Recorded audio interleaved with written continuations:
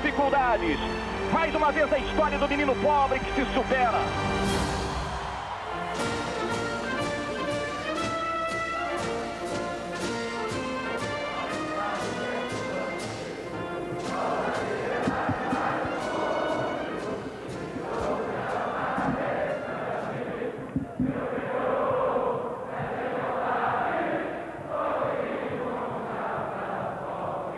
O PMDB vai lançar campanha pelas eleições diretas para presidente da República.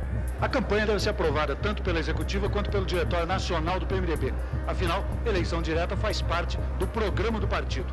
O PMDB congrega uma série de tendências, algumas delas até conflitantes, mas de qualquer forma há um ponto central que nos une, que é o retorno à normalidade constitucional e democrática. Aí o PMDB, quer dizer, era o partido de oposição ao regime militar no Brasil, anunciando que pretendia se engajar fortemente numa campanha nacional pelo restabelecimento das eleições diretas para presidente da República. Vamos ver o próximo filme. Uma festa para pedir eleição direta para presidente. Foi a festa comício dos partidos de oposição que reuniu milhares de pessoas hoje à tarde em São Paulo. A concentração foi na frente do estádio do Pacaembu. Nos discursos, um ponto comum: a necessidade de conquistar votos dentro do PDS para a aprovação da emenda que restabelece a eleição direta para presidente da República. A emenda constitucional Dante de Oliveira tinha sido apresentada, ela mobilizou o país e as oposições, né, no sentido de restabelecer as eleições diretas para presidente da República. Essa reportagem que a gente viu aí do Tonico Ferreira, ela entrou no Fantástico, ela marca um primeiro ato público nesse sentido. Logo depois disso, as oposições começaram a organizar comícios propriamente ditos voltados especificamente para eleições diretas. Nas capitais, teve uma em Curitiba, que foi coberta, um comício que foi coberto localmente apenas, não em rede nacional.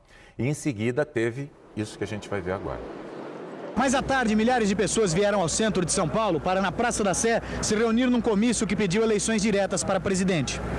A Praça da Sé e todas as ruas vizinhas estão lotadas.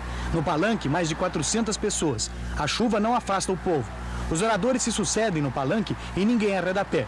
O governador de São Paulo, Franco Montoro, fez o discurso de encerramento. Houve passos na luta da democracia. Houve a anistia. Houve o fim da censura, o fim da tortura, a eleição de governadores. Mas é preciso conquistar o centro do poder, que é a presidência da República. Essa reportagem que a gente acabou de ver entrou no Jornal Nacional, apareceu ali Ernesto Palha, esse discurso inflamado do governador Franco Montoro de São Paulo. Essa reportagem provocou muita polêmica ao longo de muitos anos, porque, embora ela falasse do comício das diretas, o texto que introduzia a reportagem, lido pelo apresentador na época, o que a gente chama de cabeça, esse texto, o texto não falava em comício pelas diretas. Um dia de festa em São Paulo. A cidade comemorou seus 430 anos com mais de 500 solenidades. A maior foi um comício na Praça da Sé. Isso aí foi visto durante muitos anos como uma tentativa da Globo de esconder as diretas. E, obviamente, depois de muitos anos também foi reconhecido como um erro. Esse erro e outros detalhes desse período importantíssimo da história do Brasil você encontra muito ricamente ilustrado e com vários depoimentos no Memória Globo. É um site que você deve visitar, não só para ver esses casos, mas para rever, reouvir e conseguir se aprofundar a respeito de todos os temas que a gente está discutindo aqui e outros tantos que não vão caber nesse programa. Vale sempre uma visita ao Memória Globo. Vamos ver agora, então, o que é que veio depois desse comício espetacular que houve na Praça da Sé.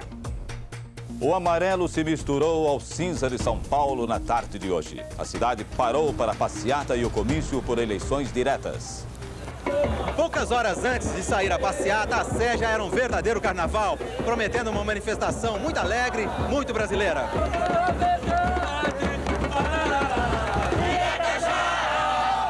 5:45. A passeata oficial chega ao viaduto do Chá. Espremidos na frente do povo vão os políticos. E quando eram 20:07, no Vale do Anhangabaú, as pessoas se deram as mãos. E todo mundo cantou o hino nacional. Um momento de grande emoção.